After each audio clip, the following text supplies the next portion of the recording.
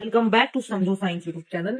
आज हम class 10th का साइंस का चैप्टर नंबर 5 लाइफ प्रोसेस का टॉपिक नंबर 7 डिस्कस करने वाले हैं, ह्यूमन रेस्पिरेटरी सिस्टम। आज की इस वीडियो को देखने के बाद इस टॉपिक से रिलेटेड सारे कंसेप्ट, आपके सारे डाउट्स क्लियर हो जाएंगे।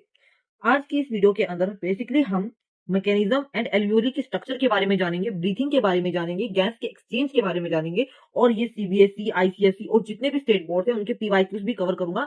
और इस वीडियो के अंदर मैं assertion, reason based and PYQ भी कवर करने वाला हूं। तो जिसने ये वीडियो देख ली, दैट्स क्लियर कि उसका ये टॉपिक उसके माइंड में बस जाएगा। तो ह्यूमन रेस्पिरेटरी सिस्टम में आप रेस्पिरेटरी सिस्टम का स्ट्रक्चर जानेंगे, मैकेनिज्म जानेंगे, ब्रीथिंग और रेस्पिरेशन के अंदर क्या डिफरेंस है एक्चुअल में वो देखेंगे और एयर का पाथ देखेंगे और बोर्ड के पीवाईक्यूज करेंगे। तो सबसे पहले मैं आपको बता दूं कि मैंने लास्ट लेक्चर में रेस्पिरेशन पढ़ाया था। तो रेस्पिरेशन क्या है? रेस्पिरेशन से पहले ब्रीथिंग समझो। ब्रीथिंग क्या है? सांस को अंदर लेना। ठीक है, अब हम सांस अंदर लेते हैं, सांस खींची, ठीक, तो जो अंदर लेते हैं उसको बोलते हैं मेरे भाई बहनों इनहेलेशन।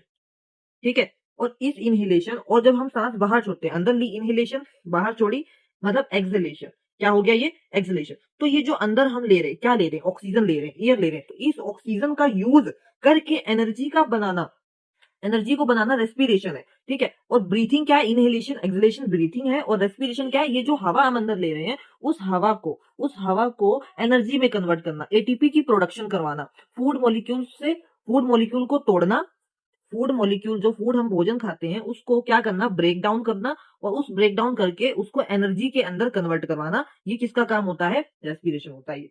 ठीक है, अब जैसे कि हम बहुत तेज भागते हैं। ठीक है, हम बहुत तेज भागते हैं आफ्टर रनिंग, तो जो हमारी ब्रीथ है, जो हमारी सांसें हैं, वो तेज क्यों चलने लगती है? अगर हम दौड़ रहे हैं कस के, तो वो हमारी जो सांस है, जो हम ब्रीथ कर रहे हैं, जो हम सांस ले रहे हैं, वो तेजी तेजी से क्यों लेने लगते हैं? क्यों? क्योंकि जब हम भागते हैं, क्योंकि जो अवर मसल्स को हमारी ऑक्सीजन की ज्यादा रिक्वायरमेंट होती है, तो जिससे क्या होगा? मोर एनर्जी प्रोड्यूस होगी through respiration, because our muscles need more oxygen to produce more energy. More energy, अब देखो भागने के लिए ज्यादा एनर्जी चाहिए, अब ज्यादा एनर्जी को प्रोड्यूस करने के लिए ज्यादा ऑक्सीजन चाहिए। इसलिए ज्यादा ऑक्सीजन लेने के लिए हम जल्दी जल्दी जल्दी जल्दी सांस लेने लगते हैं कि ज्यादा से ज्यादा हमारे पास ऑक्सीजन आए और अंदर एनर्जी बने। और ये किसके थ्रू? एनर्जी किसके थ्रू बनती है? रेस्पिरेशन के थ्रू बनती है।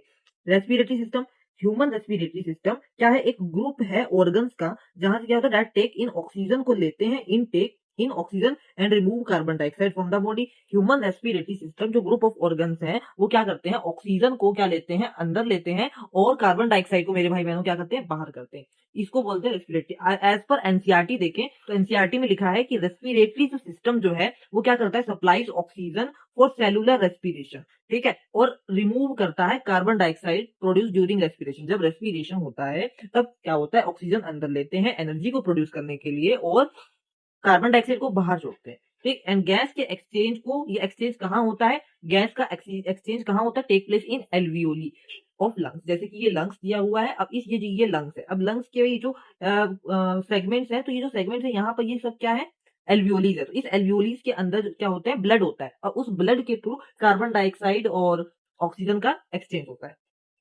ठीक है, रेस्पिरेटरी सिस्टम क्या है? ऑक्सीजन का इन एंड ऑक्सीजन का कार्बन डाइऑक्साइड का आउट होना। मेन फंक्शन क्या है? हेल्प ब्रीथ का क्या करता है? Its main function is to help us breathe and support respiration को सपोर्ट करना।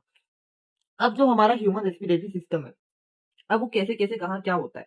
सबसे पहले आती है अपनी नोस्ट्रिल, नाक। नाक से के बाद आता है यहाँ पर नसल कैविटी। नसल कैविटी के बाद जो हमारी एयर जाती है वो कहाँ जाती है? लेरिक्स पे। तो ये वाला जो पार्ट होता है मेरे भाई बहनों, इसको बोलते हैं क्या? लेरिक्स। फिर उसके नीचे आता है अपना ट्रैकिया। ये वाला जो पार्ट होता है अपना, इसको बोलते हैं ट्रैकिया। फिर उसके बाद ट्रैकिया जाके दो सेगमेंट के अंदर बढ़ जाते हैं, तो इसको बोलते हैं अपना ब्रोंकी।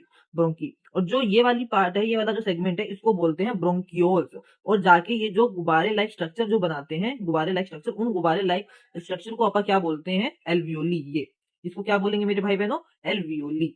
ठीक है, और ये अपना लंग्स हो गया। और ये जो नीचे होता है, ये डायफ्राम होता है। ये क्या होता है? डायफ्राम होता है। यस, तो सबसे पहले जब हम सांस लेते हैं तो अब हवा, हमारी हवा होती है, हवा वो कहाँ जाएगी? नोस्ट्रिल के पास जाएगी। नोस्ट्रिल से नसल कैविटी, नसल कैविटी से फिर फेरिक्स, फेरिक्स के बाद लेरिक्स, लेरिक्स के बाद ट्रैकिया में, फिर ब्रोंकाई, फिर ब्रोंकियोल्स, एंड फाइनली एल्वियोली में क्या होगी? ट्रांसफर। जब वो बाहर जाएगी तो भी इसी पाथ से जाएगी। तो पाथ क्लियर हो गया? यस। नोस्ट्रिल में क्या होता है? जब हम हवा अंदर लेते हैं तो क्या होता है? जो डस्ट पार्टिकल्स होते हैं, जो जर्म्स होते हैं, वो यहाँ पर क्या हो जाते हैं? फिल्टर हो जाते हैं। हमारे नाक के अंदर कूड़ा कैसे आ जाता है? जब हम सांस लेते हैं तो वो धीरे धीरे करके, छोटे छोटे पार्टिकल्स करके हमारे नाक के अंदर वो जम जाता है, कूड़ा जम जाता है। ठीक है, फिल्टर करके, तो वो होता है नोस्ट्रिल्स हो गया। फिर नोस्ट्रिल के बाद कहाँ जाते हैं, ट्रैकिया में।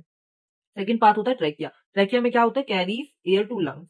फिर उसके बाद bronchi carry air into each lung. अब यहाँ पे ब्रोंकी जो है वो दो पार्ट के अंदर हो जाती है, दो अलग अलग हर एक लंग में चली जाती है, ठीक है। फिर आता है ब्रोंक्योल्स, यहाँ पर एयर हमारी कंप्लीटली डिस्ट्रीब्यूट हो जाती है। एल्वियोली में गैस की एक्सचेंजेस हो जाती है। डायग्राम क्या करता है, ब्रीथ में ब्रीथिंग के अंदर हेल्प करता है।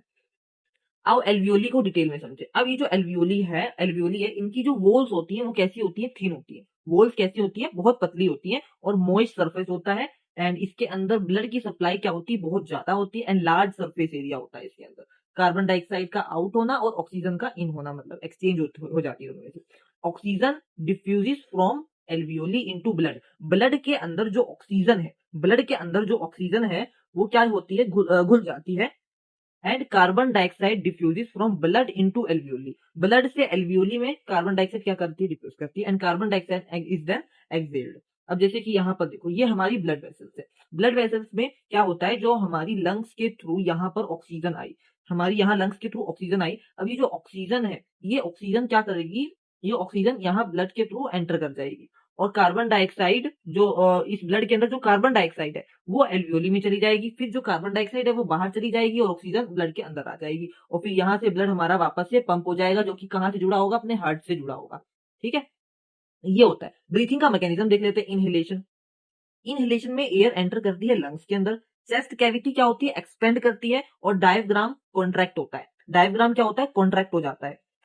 और एक्सलेशन के टाइम एयर बाहर निकलती है, चेस्ट कैविटी डिक्रीज होती है। एंड डायफ्राम रिलैक्स हो जाता है, डोम शेप का हो जाता है। इस शेप को बोला जाता है dome shape. I hope clear होगा। आओ डिफरेंस जाने। ब्रीथिंग क्या है, एक फिजिकल प्रोसेस है, बट रेस्पिरेशन एक बायोकेमिकल प्रोसेस है। ब्रीथिंग लंग्स के अंदर होती है, रेस्पिरेशन सेल्स के अंदर होती है। ब्रीथिंग क्या है, एक्सचेंज, गैसेस का एक्सचेंज करती है। एंड रेस्पिरेशन एनर्जी रिलीज कराती है।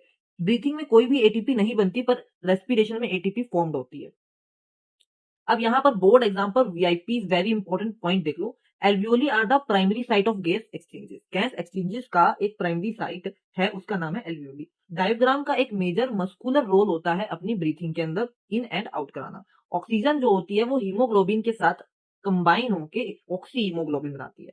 कार्बन डाइऑक्साइड ट्रांसपोर्ट कर जाती है mainly dissolve form as bicarbonate ion.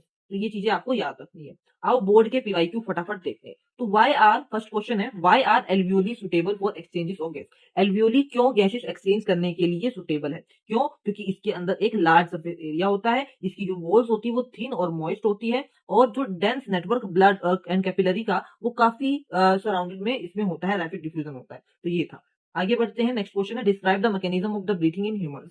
Inhalation, inhalation में क्या होता है, डायफ्राम कॉन्ट्रैक्ट करता है, या फ्लैट कह दो, फ्लैटेंस या कॉन्ट्रैक्ट। डायफ्राम कॉन्ट्रैक्ट करता है जब इनहेलेशन करते हैं। इनहेल, देखो इनहेल सांस को अंदर खींच रहे हैं, सांस को जब हम अंदर खींच रहे हैं तब कॉन्ट्रैक्ट करेगा, मतलब कि ऐसे खुलेगा, खुलेगा मतलब फूलेगा, फूलेगा मतलब कॉन्ट्रैक्ट। तो रिप्स ऊपर जाएंगी। अब अपन हवा भर रहे हैं तो कोई चीज फूलेगी, तो हमारी रिप्स क्या होती है, अपवर्ड होती है या आउटवर्ड कह दो। चेस्ट कैविटी बड़ी होगी, भाई हवा आप कुछ डाल रहे हैं, हाँ, चेस्ट कैविटी एनलार्ज हो जाएगी जब हम एयर को एंटर करेंगे। और जब हम बाहर निकालेंगे हम डायफ्राम रिलैक्स हो जाएगा, रिप्स वापस से नीचे चली जाएगी, क्योंकि उसके अंदर हवा कम हो रही है। गुब्बारा फूलेगा नहीं, पिचकेगा। जब हम अपनी हवा को बाहर निकालेंगे, कार्बन डाइऑक्साइड को बाहर फेंकेंगे, तब गुब्बारा पिचक जाएगा, मतलब कि डायफ्राम रिलैक्स हो जाएगा, चेस्ट कैविटी श्रिंक हो जाएगी और एक एयर अपनी बाहर निकल जाएगी। नेक्स्ट क्वेश्चन है, ब्रीथिंग और रेस्पिरेशन में क्या डिफरेंस है। ब्रीथिंग एक फिजिकल प्रोसेस है, जबकि रेस्पिरेशन एक केमिकल प्रोसेस है। ब्रीथिंग लंग्स के अंदर होती है, रेस्पिरेशन सेल्स में होता है। इस ब्रीथिंग के अंदर एक्सचेंज ऑफ गैसेस होते हैं और रेस्पिरेशन में रिलीज, एनर्जी रिलीज होती है। दो ही मेन पॉइंट है, ब्रीथिंग गैस एक्सचेंज करता है, रेस्पिरेशन में एनर्जी रिलीज होती है। अब बताओ उस ऑर्गन का नाम जो गैसेस ऑफ एक्सचेंज को गैसेस एक्सचेंज करता है, कौन सा ऑर्गन है, वो है एल्वियोली। मसल्स कौन सी प्ले करती है ब्रीथिंग के अंदर, कौन सी मसल्स मेन रोल प्ले करती है ब्रीथिंग के अंदर, तो that called diaphragm. And what is the function of the trachea, trachea क्या फंक्शन है, कि एयर को कैरी करना लैरिक्स के से लेकर ब्रोंके तक, ये होता है ट्रैकिया का रोल। अब कॉम्पिटेंसी बेस्ड क्वेश्चन करते हैं। एल्वियोली के पास लार्ज सरफेस एरिया असर्शन है, रीजन क्या है, एक large surface area increase and efficiency of gases. की बात बिल्कुल ठीक है, तो बहुत तक करेक्ट एक्सप्रेशन आ जाएगा। एक पर्सन है वो स्टार्ट करता है breathing rapidly after running a race. एक पर्सन है वो ब्रीथ स्टार्ट करता है रैपिडली, काफी तेजी में, आफ्टर रनिंग ए रेस, एक रेस को रन करने के बाद। तो केएस बेस्ड मास्टरी है, why does breathing rate increase, उसका ब्रीथिंग रेट क्यों बड़ा होता है, क्यों, क्योंकि मसल्स को ज्यादा एनर्जी चाहिए, ज्यादा एनर्जी के लिए मोर ऑक्सीजन चाहिए for extra energy. Which gas is needed in larger quantity, कौन सी गैस को उसको लार्जर क्वांटिटी में चाहिए, ऑब्वियसली बात है भाई ऑक्सीजन चाहिए। कौन सी गैस लार्जर क्वांटिटी में उसको रिमूव करनी है, कार्बन डाइऑक्साइड, दैट साइड। बताओ वो साइड, बताओ गैसेस एक्सचेंज करने का साइड कौन सा है, ट्रैकिया, ब्रोंकाई, नोस या एल्वियोली, तो आंसर आएगा एल्वियोली। कौन सी मसल्स है वो जो हेल्प करेगी ब्रीथिंग के लिए, अपनी diaphragm. Oxygen transported in the blood mainly by haemoglobin के थ्रू ही उसको ट्रांसपोर्ट किया जा सकता है। आओ फटाफट चीट कोड देख लें, एनएनपी एलटी बब्बा, ठीक है, तो मतलब नोस्ट्रिल, फिर नजल कैविटी, फिर फेरेक्स, फिर लैरिक्स, ट्रैकिया, ब्रोंकई, ब्रोंकियोस, फिर एल्वियोली। एल्वियोली क्या करती है, गैस एक्सचेंज करती है, डायफ्राम मेन मसल्स है, हीमोग्लोबिन ऑक्सीजन कैरियर है, breathing is not equal to respiration.